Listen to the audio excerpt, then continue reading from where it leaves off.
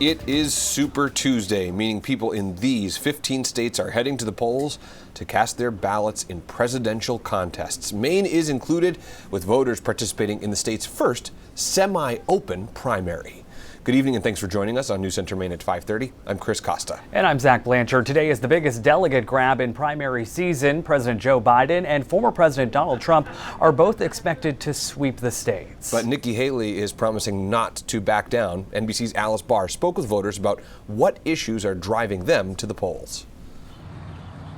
This Super Tuesday, voters from more than a dozen states across the country casting ballots and sounding off on a likely Biden-Trump rematch. From California, both I don't really agree with, but because of just policy-wise, I would vote for Biden. Donald Trump, he's a little bit rough around the edges. He was objectively great for this country. To Utah, it's either have democracy and a guy that's too old to run it, or democracy ends. Those are your choices. And Massachusetts. I voted for Joe. And why is that? Well, because he's a decent guy, and I think he's doing a great job. I know he's an older man, but that's our choice. Younger voters especially voicing frustrations over the candidates' ages. Is age a factor for you?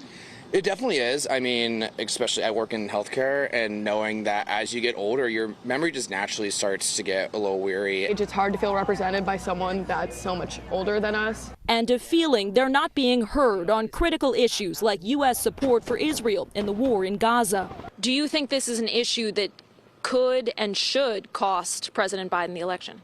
This is a time for moral leadership, and yet I'm not seeing that.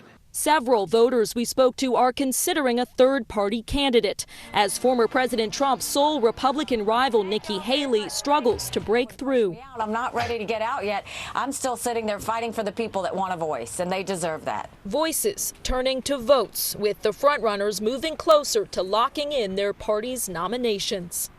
In Arlington, Virginia, Alice Barr, NBC News.